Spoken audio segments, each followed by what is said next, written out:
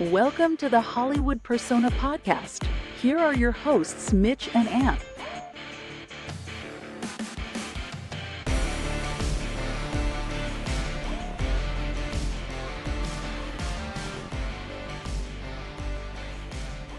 Welcome to episode 63 of the Hollywood Persona. We've just been talking about the Film Vault, but we've got three big movies today. Jesus, fuck, I can't talk all of a sudden. We are going to talk about MaXXXine, which just released this last weekend, horror movie. We are going to talk about A Quiet Place Part 2, another horror thriller. And then we're going to get to the Bikeriders, which we actually missed and haven't really been able to talk to you all about. Another big one. So those are three. If we have time, we're going to go to a fourth. But those are three big movies that we really want to talk about. How are you? How's it going, Ant? Good, man. It's good to hear your voice. I'm so glad to get these movies out. We've been a little behind, and so I'm really looking forward to talking about these. And it's nice that we've seen all of these, and they're all big ones that our audience probably has seen or is planning to see. So I'm looking forward to it, man. Yeah, we're going to tell you if you should see them or not. Yeah. I think we're in for some good discussion because I have quite a bit to say about these. Yeah. I don't know if I love any of these movies. Yeah, probably not. So not really. But yeah, we'll get to that. And then either on this episode at the end or probably next episode, just to tease this a bit, other movies that we've seen that we're going to talk about maybe could be In a Violent Nature. That was that indie horror that kind of swept the scene for a little while. I Am Celine Dion. Then Kinds of Kindness, Daddy-O, Fly Me to the Moon, which comes out this weekend. Horizon, 3-hour Kevin Costner epic deal, and then a really cute little funny movie with an old lady called Thelma. So yeah, much to discuss. We're gonna forego box office and news just because we want to get to these movies. So we'll be back to that next week. So So what? But you have one thing you want to mention before we jump into the reviews.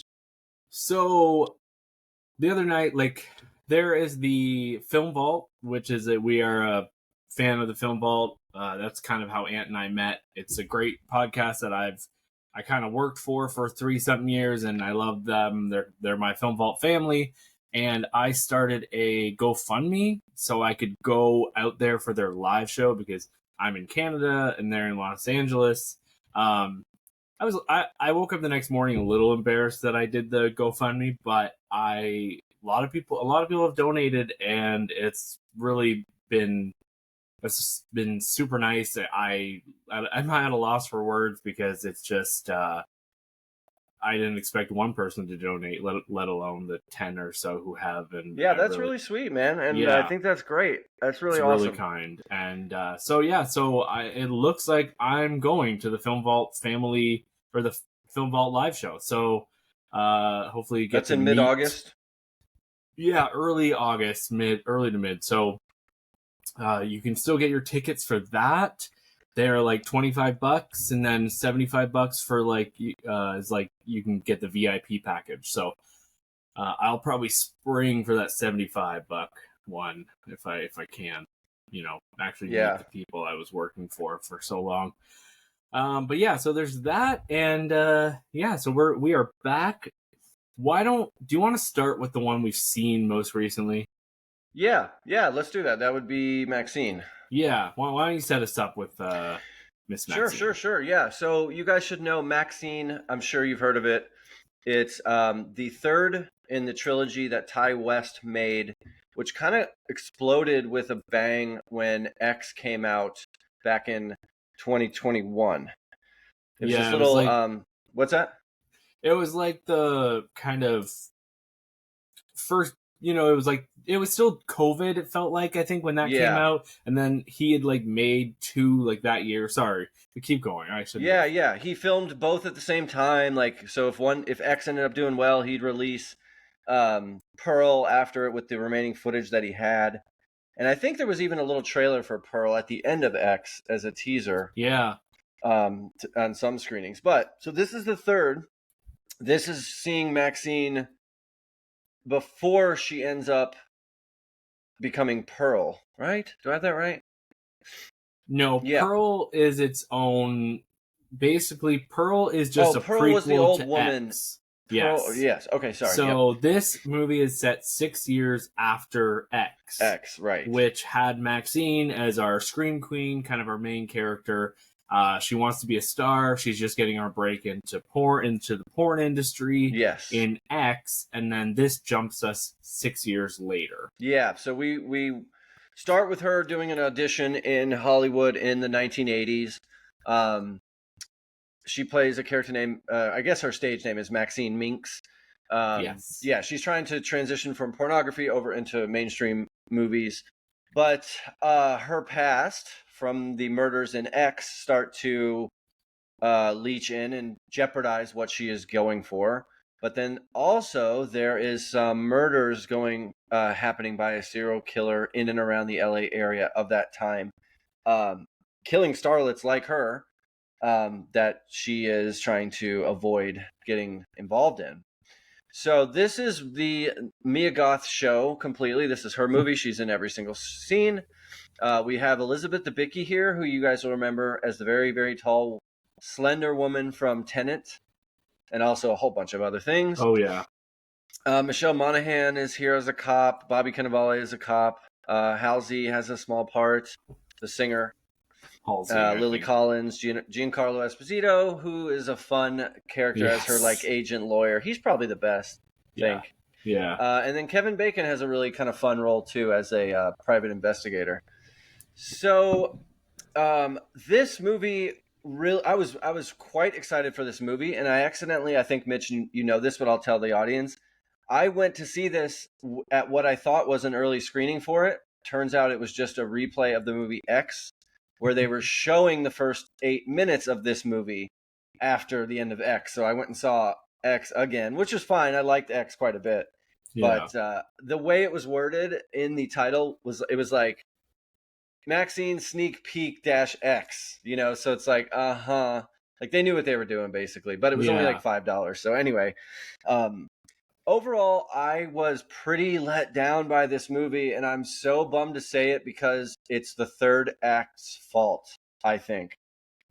To me, really, really, really fell apart to be just a generic slasher movie that we've seen done so many times. At the end, again, just the third act, the way everything wraps up. The beginning and the middle is all fine. There's a mystery unfolding, and she's kicking ass when she needs to. She has this confidence about her, which is just impressive and, kind of alluring or attractive. It's really attractive how confident she is. Confidence is really attractive, right? So she's like super confident. She knows what she wants.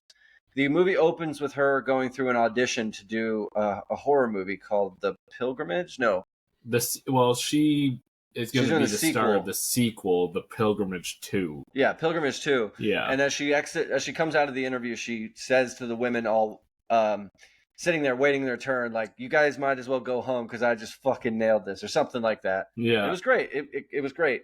I think the decor and set design was great and done really well, including the music that was used in there. Very 1980s, very Stranger Thing-ish kind of vibe in a way in some spots, I thought, with neon lights, all the old 80s cars, the real like sweaty LA vibe also. Like it was all there. All the pieces are in the right place. But then the third act to me just completely falls off a cliff. And really what did it in for me was flashbacks. We are treated like we are stupid, and I hate when directors do this. I wouldn't be surprised if this was a studio note, but like we're shown a girlfriend of hers who might have disappeared or gotten in trouble or gotten murdered. Something happened to this girl. And then toward the end of the movie, we flash back to the scene where she says, "Oh, I'm going to this house for a party." I'm like, I know, I just watched this. You don't need to tell. I hate being spoon-fed shit in a movie like this. And to me, it's just like you don't have confidence in your audience, which sucks. Yeah, you think your audience is dumber than it is. Yeah. And, I know some people need that and like that, and that's fine. But I always feel talked down to when we get that in movies, and that we see that happens every now and then where you're like, I Sometimes know you we can just let it saw this. go, but sometimes Yeah, it's a right. Sometimes it bothersome. can be let go. But then the end, with I'm not going to spoil anything, but the ending to this is just like a very typical ending to a kind of B horror movie where it's Yeah. a major shootout or confrontation with all the characters in one spot, and you know what's going to Yeah. happen, and yeah, man, good guy wins, bad guy doesn't. It's just this franchise had so much promise up until that third act of this movie that that it bummed me out. It really did, because I wanted to love this. I went in like, hell yeah, this is going to be great. Um, it has some great gore and some good effects as well. Like, there's a scene where someone's nuts get smashed, and Oh my God. it is Yeah. brutal, and a scene where someone's head gets like kind of blown open, and that's done really well.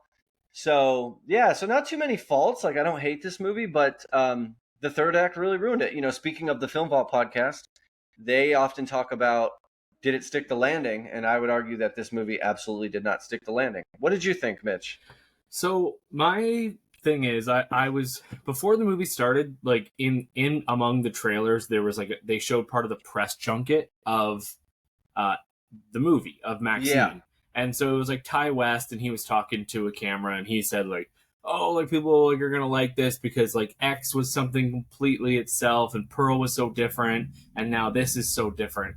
And I have to completely disagree with that. I feel like X and Pearl are very similar movies, and Extremely they similar. have like the very same tone. And he said he was like, I think people are gonna like what, like, we're doing something different here, and blah blah blah. And it's like, I get not wanting to do the same thing over and over again, Yep. but there was, for me, there was very very little of anything that made the first two what they were. Same. And like, I didn't hate this movie. Like, I didn't dislike it. Like you said, the production was beautiful. All the actors are giving it their all. How do you say his name? Giancarlo Esposito. Yeah, Giancarlo Esposito. Giancarlo Esposito. He's great. He is and really fun. He's fun. He reminded me like the male version of Estelle from Friends. Like the agent. I don't know if that'll be a reference for people who watch Friends. I don't know it, but I know people listening will. Yeah, and then yeah, he's great. And then of course Mia Goth is great. We just don't get enough of her doing anything she did in X or Pearl. Yeah.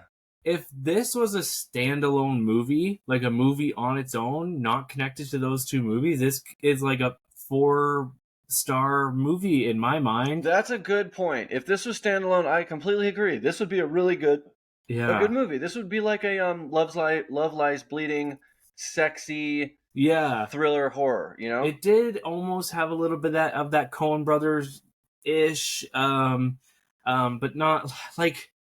X and Pearl are undoubtedly horror movies, and this takes kind of a leap out of that, and is like a vintage 70, like late 70s 80s noir. This is a very noir, and it's just okay. And I'm gonna tell you right now, the worst part of the entire movie, and I mean awful, is the Elizabeth Debicki character.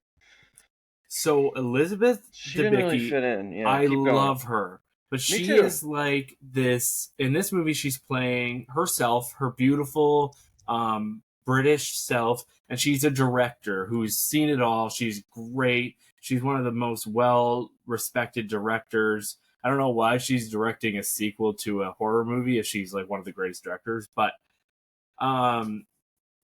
so she does nothing for this plot. Not a fucking thing. Mia Goth, all of a sudden, she kind of takes Mia Goth character MaXXXine under her wing. Yes. And then every time Elizabeth Debicki is on screen, she stops the movie completely. It's like, and she has this monologue about how like, oh, Maxine, like, if you want to make it in this business and blah blah blah. And I understand that they were going what they were going for, because this is basically in X, she was talking about her dream, and we're seeing her dream come true, but I felt like they had to do that, and a lot of it just slows the movie like right down, and everything with the actual like acting part was just weird, and I don't know. It's a slow burn.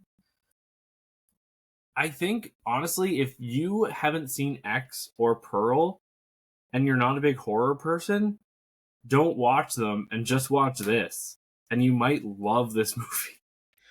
Yeah, except if you're not a big horror person, you might be bothered by the violence and blood and gore. I mean, for sure.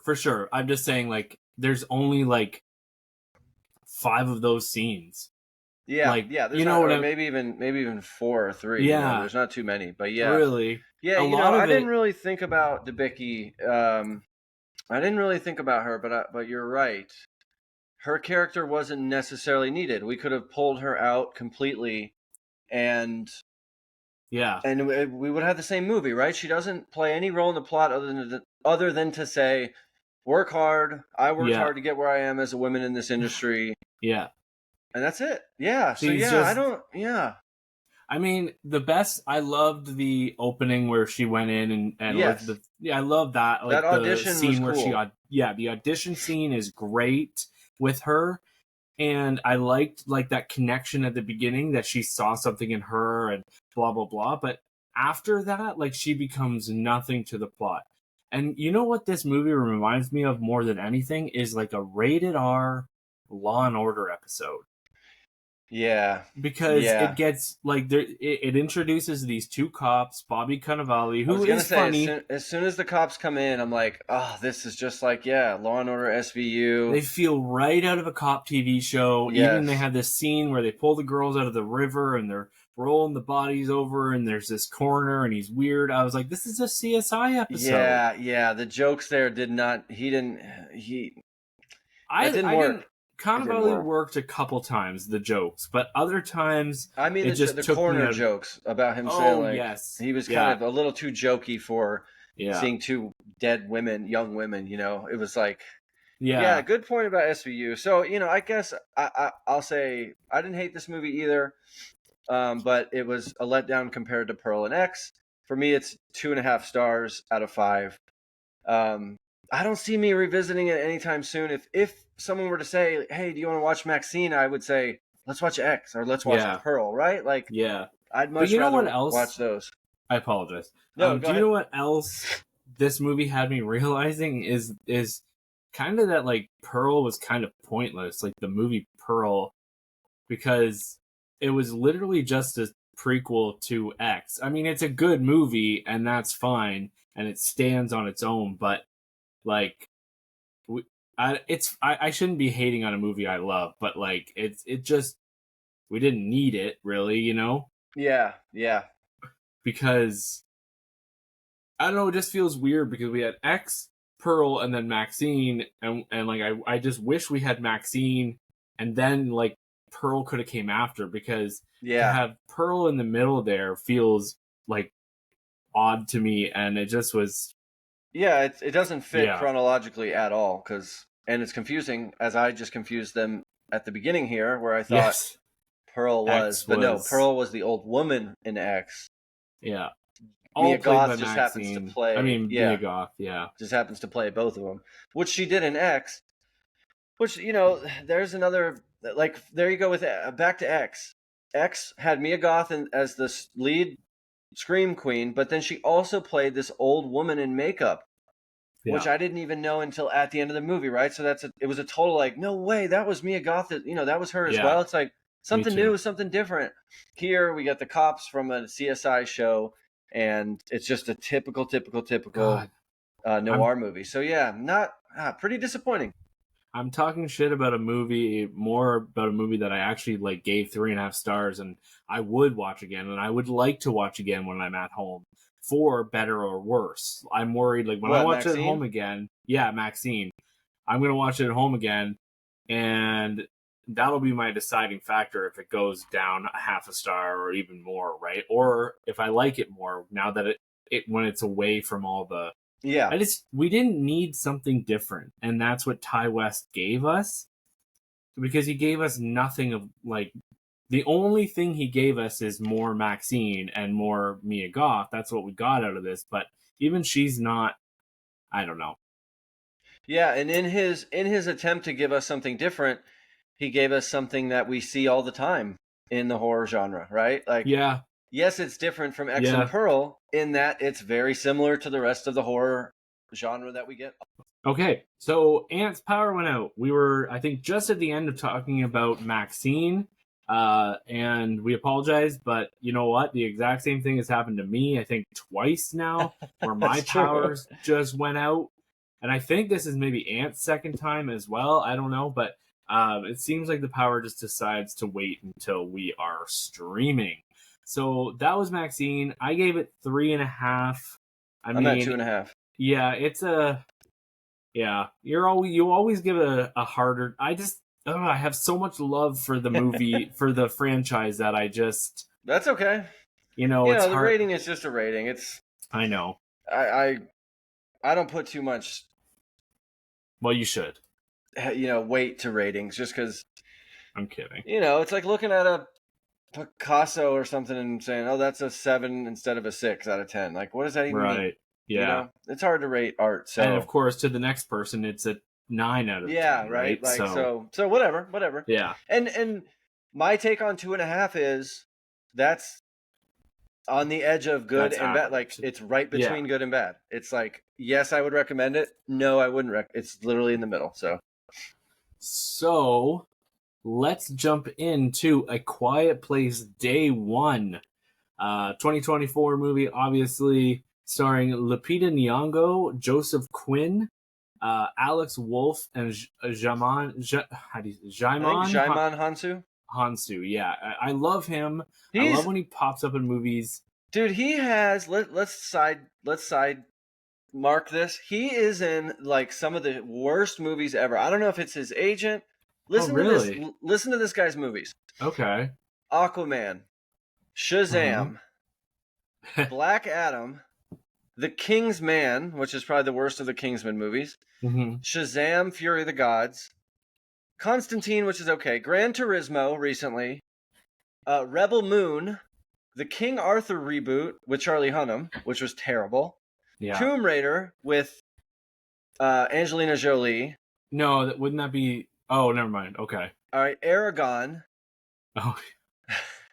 Serenity, that Anne Hathaway crazy weird movie. Oh, that one. Yes. Okay. The new Tarzan movie, which is not good. No, I hated that movie. Yeah, right? Like, oh man. And then I thought there was one other, Special Forces, White Elephant. So some other like small little crappy ones, but a lot of those are bad. Charlie's Angels, the 2001. Oh no, not the 2001, sorry. The new one, which is terrible. Yes. But let's sidebar the sidebar. Every movie he's in, he's great. He's fantastic. Like, he is good. He's always good. And even in a shite movie. So yeah.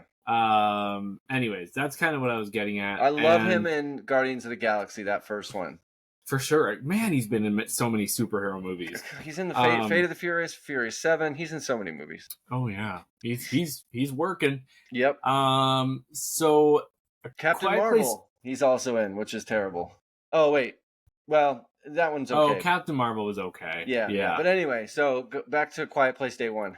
Yeah, so Jeff Nichols is the director, and I love Jeff Nichols. He did Take Shelter, Mud, Midnight Special. Wait, no, I think this is Michael Sarnowski, I thought. What am I looking at? This is Michael Sarnowski, the guy that did Pig. The guy that did Pig. Sorry. Why did I think Nichols? Did he do I apologize, everyone. So it's Michael Sarnowski, who did one of my favorite movies of 2021, Pig, with Nicolas Cage. Yeah, really cool Nick Cage movie. And I actually knew that. So this is half written by John Krasinski. I don't know how much he had to do with it, but he's the one who wrote A Quiet Place and A Quiet Place Part 2. Yeah, yep. Michael Sarnowski is also a writer. Gosh, I gotta say, the opening part of this movie, like, there's a character decision that isn't really shown in the trailer. There's something going on with Lupita Nyong'o's character that, I think it's okay to say.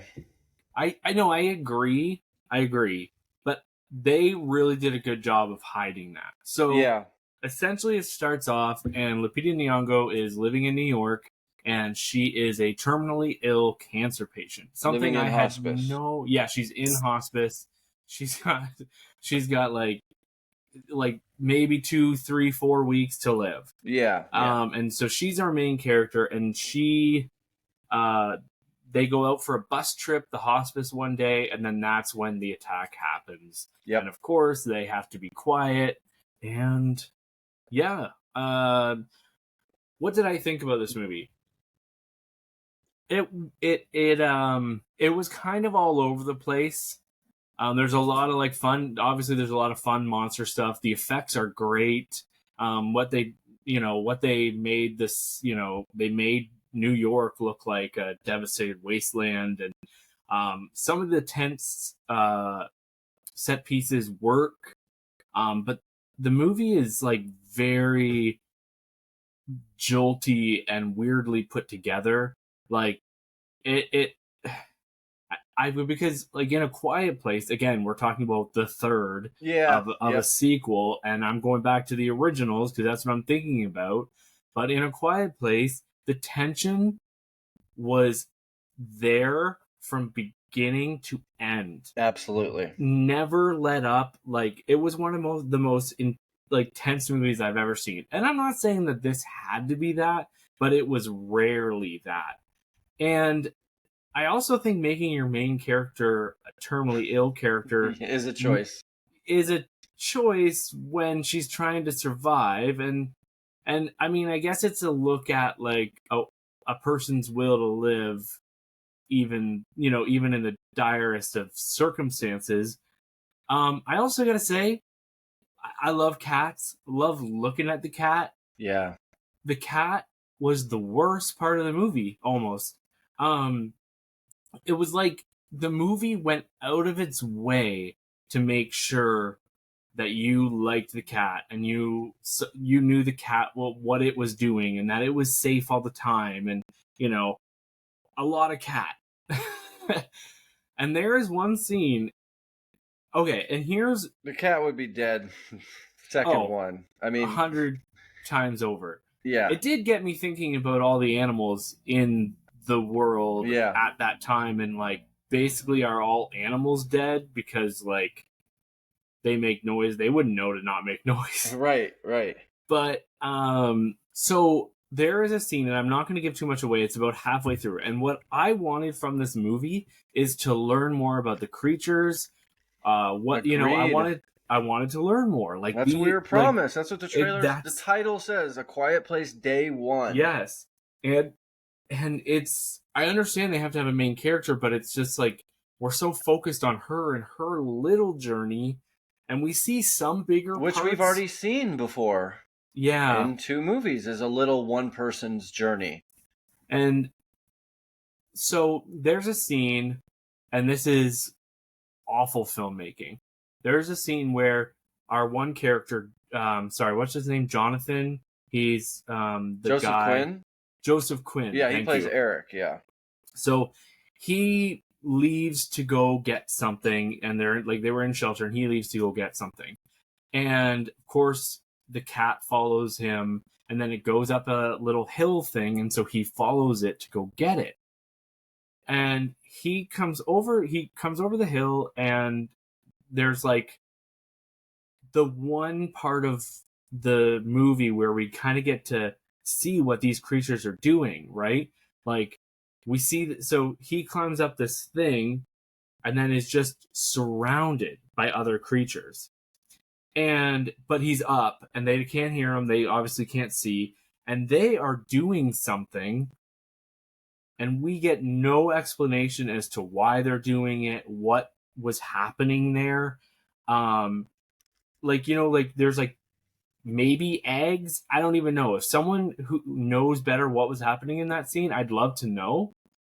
Because like I've got my little guy Funko Pop of the creature here. Cool. Like I love the first two, and I wanted to know more about that.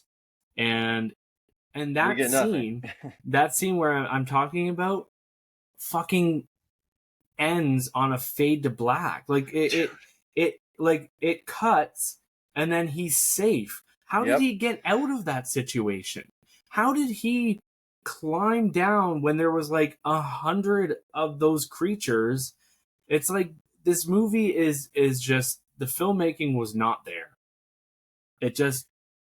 But what was your opinion? Yeah, I agree. The storytelling is just not there. So my biggest complaint with this movie is what the trailers promised and what the title of this movie promises is, we know how this works. We've seen 2 movies in this world.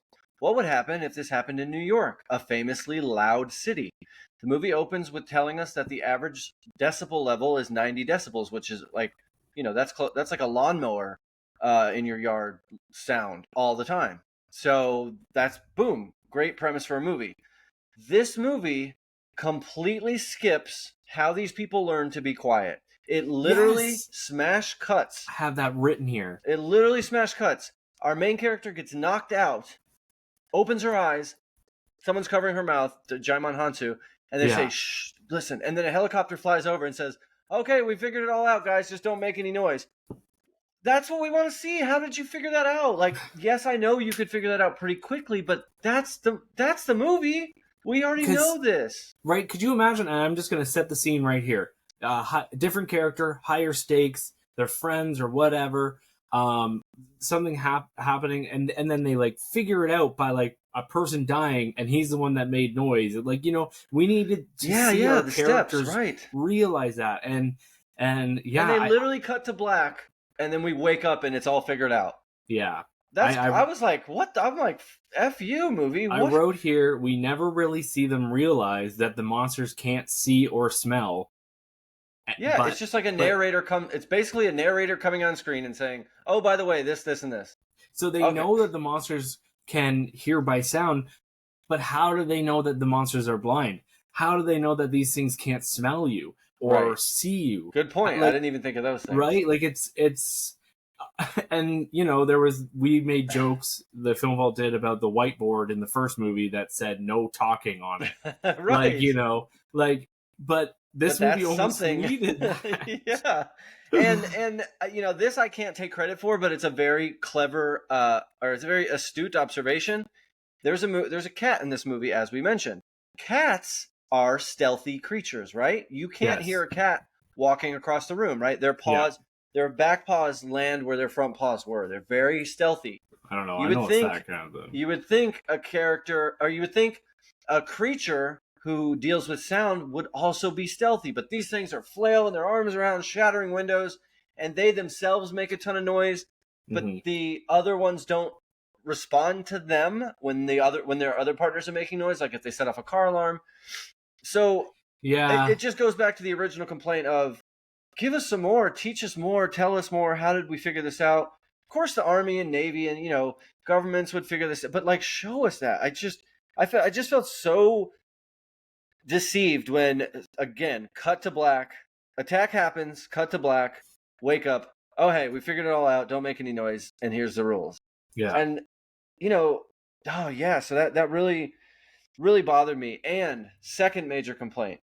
This character, Joseph Quinn, who apparently is in some TV show.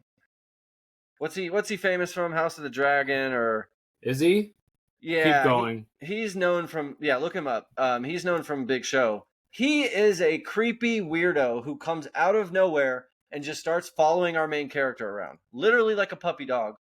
Like, oh shucks, won't you help me? And she's like, bitch, leave me alone. I don't know. I'm dying. I don't need you. I don't want you. And he just follows her along. What is it?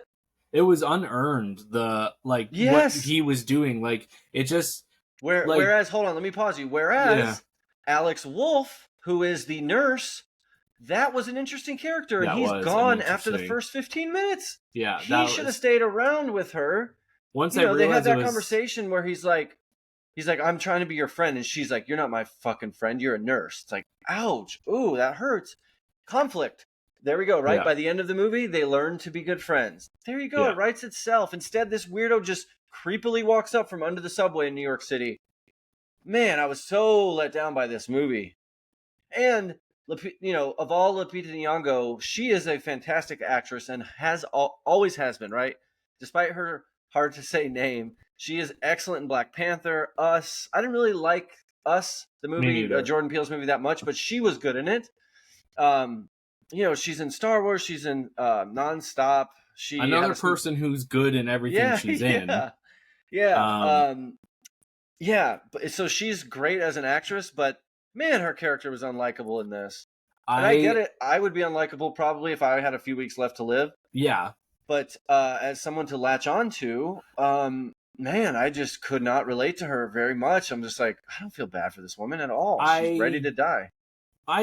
There was no emotion for me about anything. Maybe if there's a love story, maybe if there's like a little bit of a connection or something.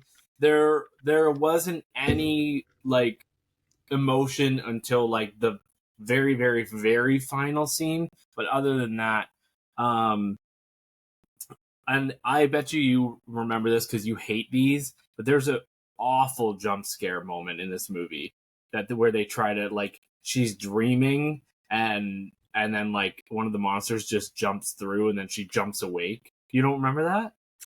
Oh, is she in the church? Is she in the church? No, she's up in the apartment building at that time. Oh, yeah. I guess it didn't bother me that much. That's weird. I know it is weird because you're right. I usually do really dislike jump scares just because they're cheap, you know? Like, sorry, and Joseph Quinn is in Stranger Things. Thank you. Yes. So, but do you agree with me about Alex Wolff would have been a much more interesting character? Agreed. Yes. Than him. Yeah. Well, one more thing I was going to say. Yeah, go ahead.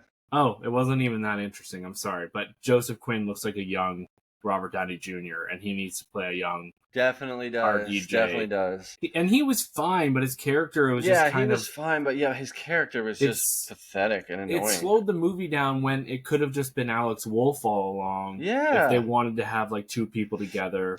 There must be another edit of this because... Yeah. Of Alex Wolff. Like, why use him at all? I know he was the star of Pig with Nicolas Cage, so this director probably likes him, but right away they had something. Like, so here's Alex Wolff's character, you know, to tell our audience if you haven't seen this yet. He is the hospice nurse, and he only has, I don't know, 2 pages of dialogue or something, and just in the small little bit he has, I can already tell all this about his character without them even telling me.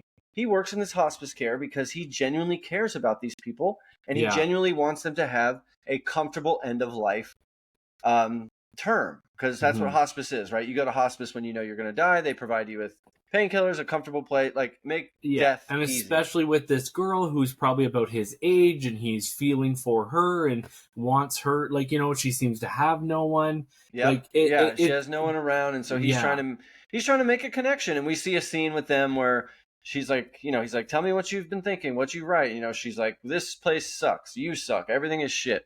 So she's obviously very bitter about her life coming to an end, which is fair. Everyone has that.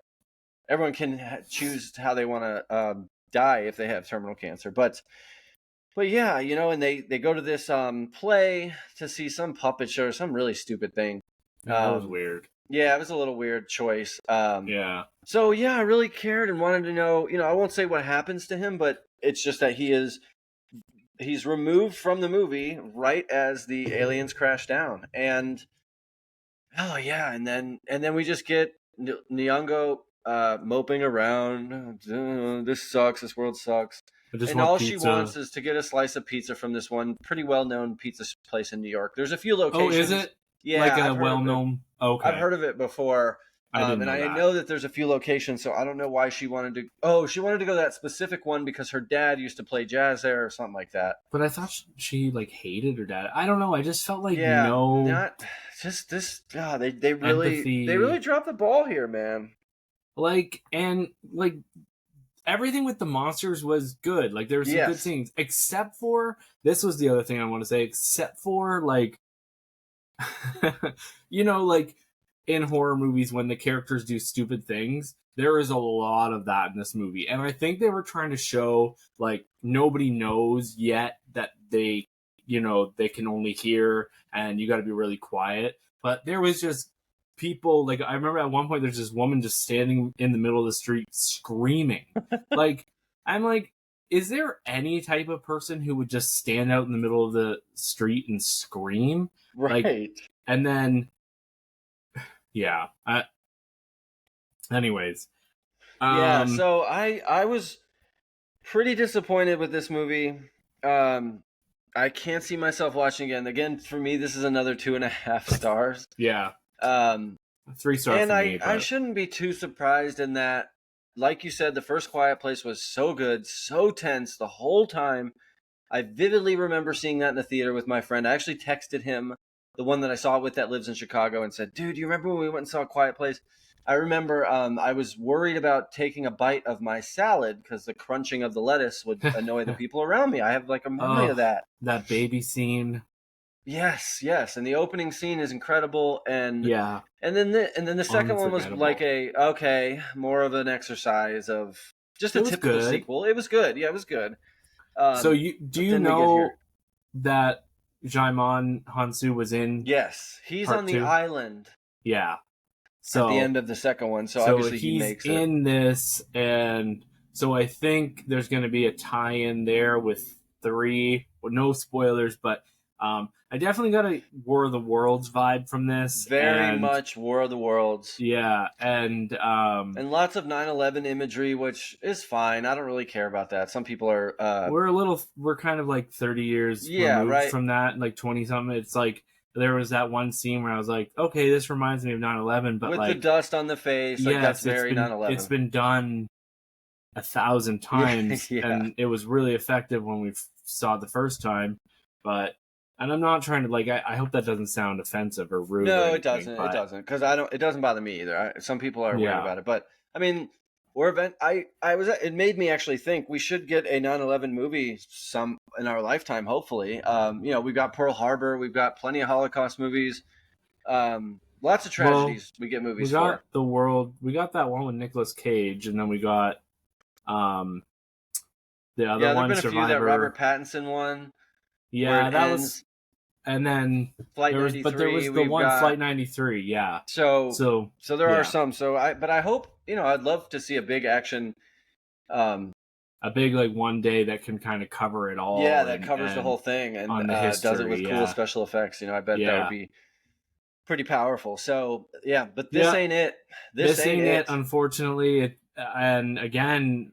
If this had just come out and we hadn't seen the first 2, we'd probably be 3.5, 4 stars, thinking like, okay, this is a brand new, interesting monster movie, but we have the other 2 to look at. Yeah. But why don't we jump to a movie where we don't have any other movies to look at? We just have the riders on their bikes. Yep. That was my transition to the Bikeriders. So the Bikeriders is a 2020. Well, you remember the story behind the Bikeriders? Yeah, it's 2023, right? It's essentially 2023 because it was shown at some festivals, and then the SAG-AFTRA strike happened, so it got pushed. And then it was originally owned by 20th Century Studios, and then they ended up just dumping it, and then Focus Features bought it. Yep. And then they finally finally got released. It's seen a whole shit show.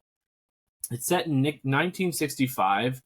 Jodie Comer, Austin Butler, Tom Hardy, Michael Shannon, Mike Feist, and Norman Reedus, who I didn't know was in this, makes an appearance. What's Norman Reedus's character? Daryl. Daryl from The Walking Dead. Yep.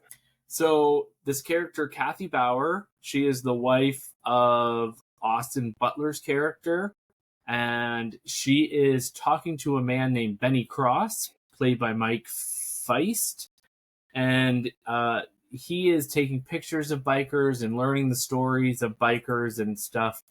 And Jodie Comer, is telling him basically everything that happened, and I really loved that device. It actually really worked for me. Yeah. He's making a coffee table book or documentary Right. of the biker gangs back in the day. And she's one of those, like, is that a Minnesota accent? Yeah, kind Midwest. Of? So she's one of those. Yeah. Am I right? I don't know. Yeah, But she's like, Midwest. so she likes to talk, and so it shows her doing laundry, and he's like writing in a notepad. And at one point, she says, like, "Isn't this a photo book? Why are you writing things down?" And he's like, "I don't know, just because, like, for whatever." And so she tells the story of this biker club that kind of rose out of nowhere. Tom Hardy. What were they called? The Wild? No. Vandals.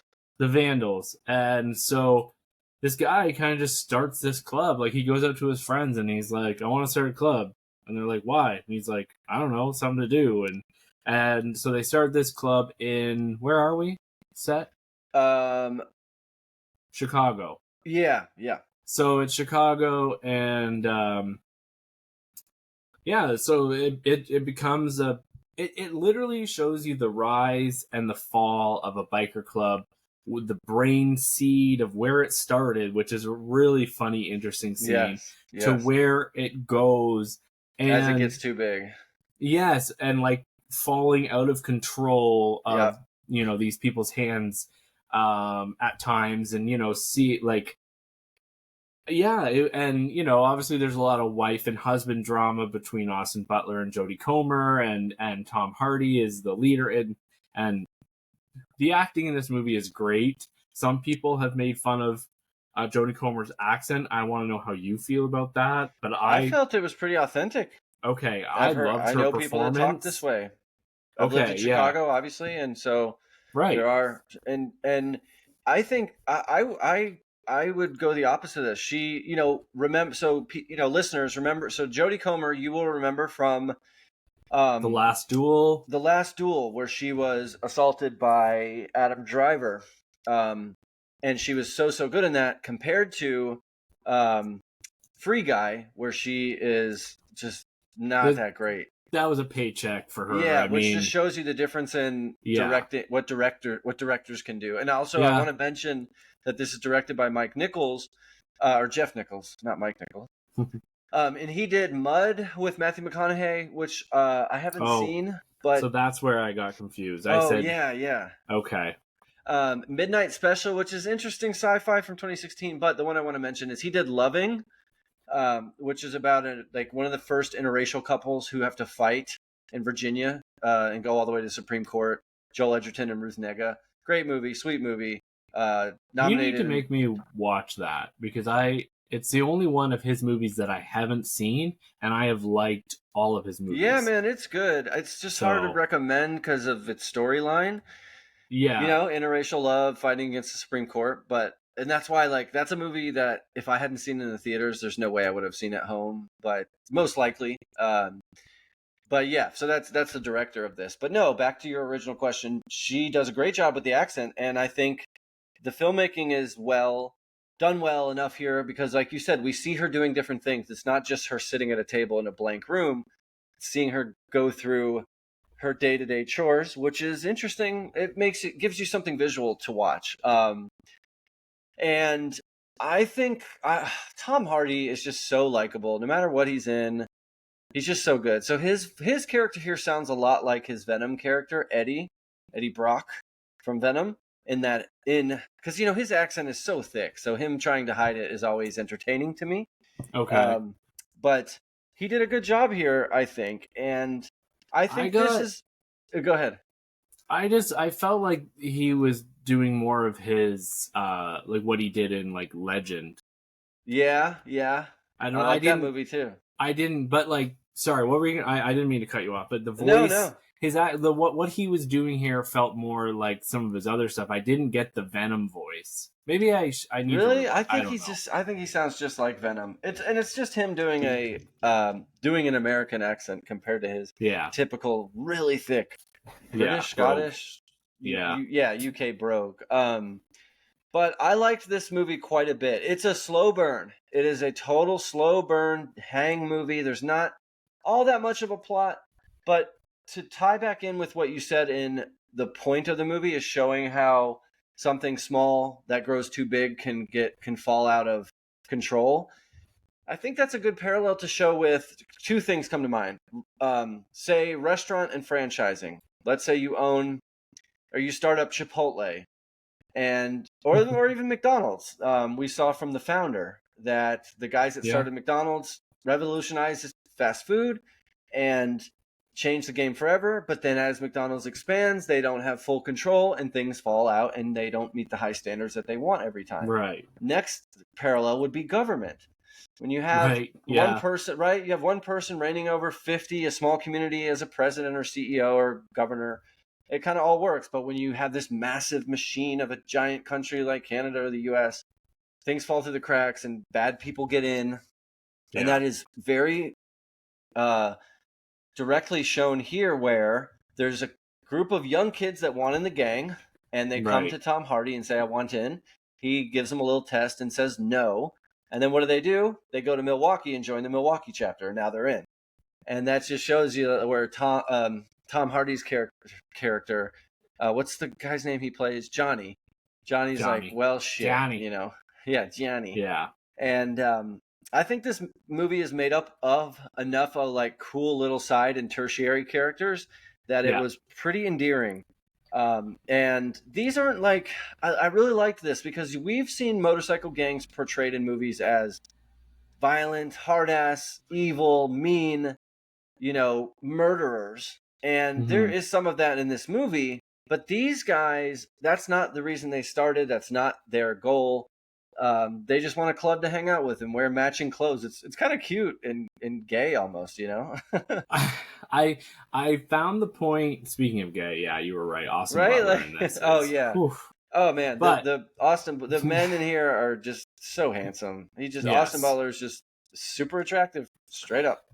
I've got something to say about that later, but I remember there's a point in this movie where like you see Tom Hardy, he's hanging out in the club and he's got all his boys around him, and I'm like, this is the moment where he wants it to stay. He wants it to stay like this at this level forever. And it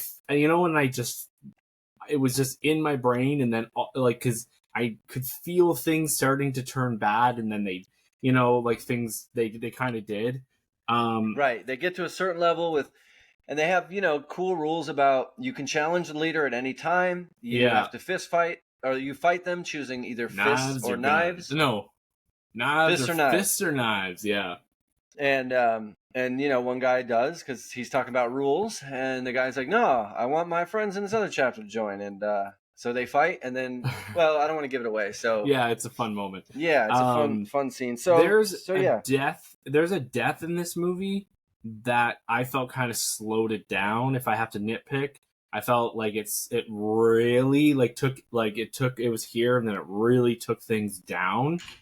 And then I had an issue because another character named Benny play. Oh yeah, so Austin Butler's character, at the beginning of the movie, he's in that bar and he's wearing the colors, and they say you can't wear those colors in here, and he gets beat up. Yep. And that's in the first thing. So later, they're like, we are gonna figure out the two guys that beat you up, and so I felt like there was a piece missing there because all they did was go and burn down the bar. They didn't find those two guys ever. Yeah. I don't know why it bothered me, but I was just, I kind of want a resolution to that and to see what they were going to do to the two guys. Did they not? I thought they did burn the guy. They did burn the bar down, which wasn't cool because it was the owner had nothing to do with it. But I think before he burned the bar down, he said, "Tell us those guys' names."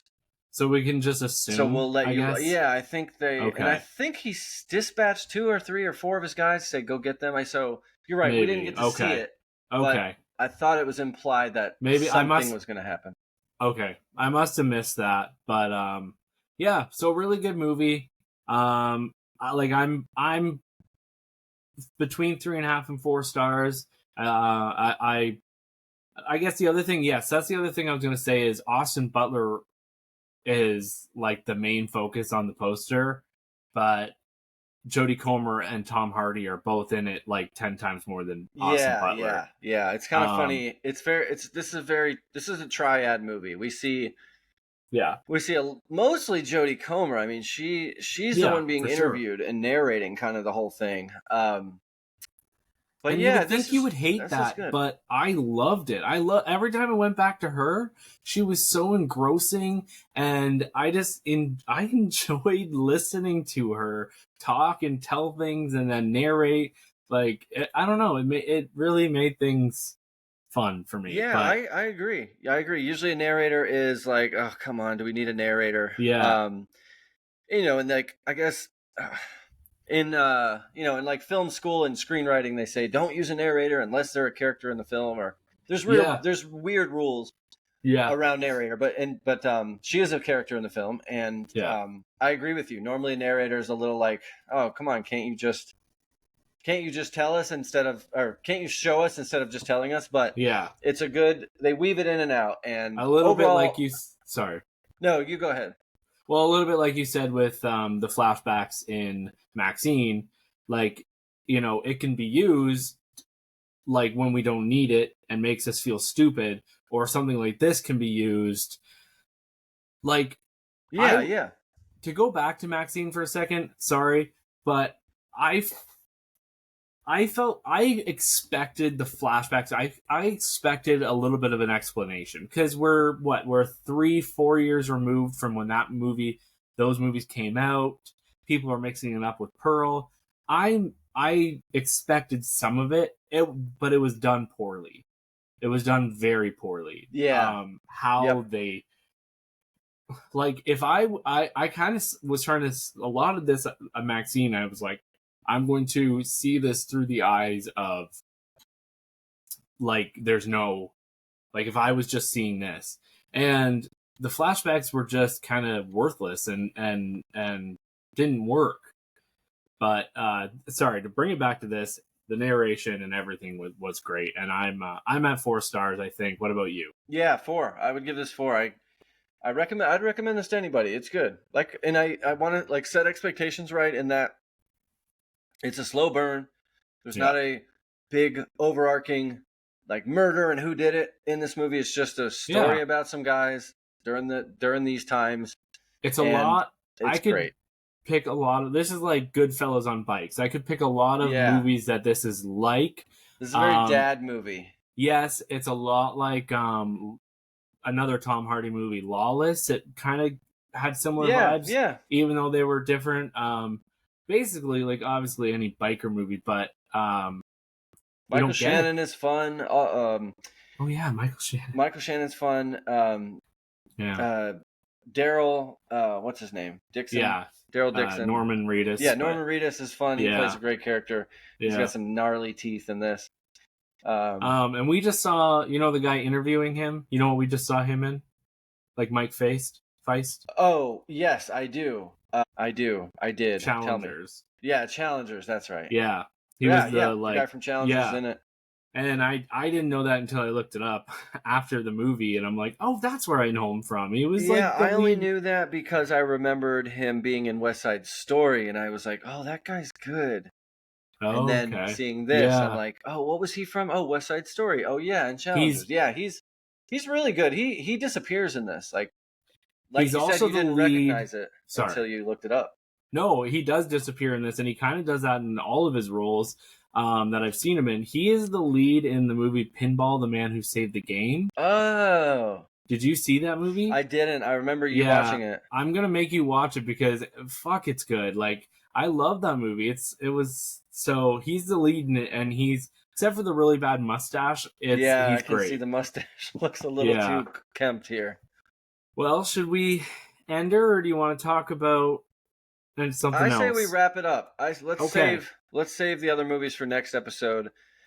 I just, before we cut out, I do want to add that coming to theaters this coming weekend is Fly Me to the Moon, which I have seen and will review on the next episode. That's with Scarlett Give Johansson us a and sneak Channing peek. Tatum. Just give us I 2 really words. didn't like it. I didn't like Okay. it. And the Okay. main reason I didn't like it, which we'll talk more about next week, is I'm very, very tired of this fake moon landing shit. We went to the moon. We went to the moon 7 times. It's a known fact. It's done. I'm done like hearing any arguments about, could it have been fake? No, it wasn't. If it were faked, the very first person or entity that would be screaming from the hills would be the Russian government. We were in an arms war with them, fighting to get to the moon. And if they had any tiny inkling of a doubt that we didn't do it, they would call us out, and that's never happened. So let it go. That's not what this movie's about completely, but there's an element to it. So yeah, we'll talk about that next week. So Fly Me to the Moon is ScarJo and Channing Tatum, and then Long Legs, which is a horror movie, which I cannot wait for. I will see it Thursday night for sure. Here, before we go, we were kind of talking about this before. Micah Monroe is our today's Scream Queen. So these are the horror movies she's had in like the last 5 years. Long Legs, Significant Other, which I saw, which wasn't good. Watcher, that movie you were trying that's to the one I was thinking of. Isn't that funny? We have The Watchers and Watcher. Yeah. And then Villains. I don't know if you saw Villains with Bill Skarsgård. Yep. And then, man, It Follows, obviously. Right. That's what put her on the map. Yeah. So, and it's been great. I love her. She's great. So, and then she was in The Guest before It Follows. I don't know if you saw The Guest, but The Guest is with great. Joel Edgerton. No, not that one. This is The Guest. That's The Gift I'm thinking of, right? Yeah. This is with Dan Stevens, and he's like oh, yes. It's good. So anyway, so that's Micah Monroe. Everyone should go see Long Legs and support it. The trailers look great. I get a very Silence of the Lambs vibe from the trailer. Yeah, so I haven't seen the trailer. I mean, obviously it's played before movies, but I don't look at it. Like, I've seen little snippets. Speaking of trailers, I'm so glad that the Quiet Place Day One trailer is no longer playing. I had seen that trailer probably 50 times, man, because they've been playing that for 6 months before every movie. So that one I really couldn't avoid. But yeah, I can't wait for Long Legs. I'm so excited. It has good reviews. I think it's already at, what did I say, 90 audiences? It's 8.0 on IMDb, which will obviously go down, but that's really high on IMDb. That's crazy high. So, all right, everyone. Well, thank you for listening. Thank you to everyone who has donated to my GoFundMe. That really means a lot, and I don't fucking deserve it. But if you want to, maybe I'll attach the link if you feel kind enough and want to send me to LA. Anyways, we will be back, and we have other movies to talk about. I'm going to see Long Legs. I'm sure we'll have a good episode for you next time. And that's it. Thank you for listening to the Hollywood Persona podcast. You can find us on Instagram, YouTube, and Facebook at The Hollywood Persona. Feel free to email the show at thehollywoodpersona@gmail.com and make sure to rate, share, and follow on whatever platform you're listening to our show on. It's the little things that help. Thank you. And you little shithead, you're staying here. Woo! Oh my god. Oh shit, I didn't mean to play it again. All right, let's end this sucker.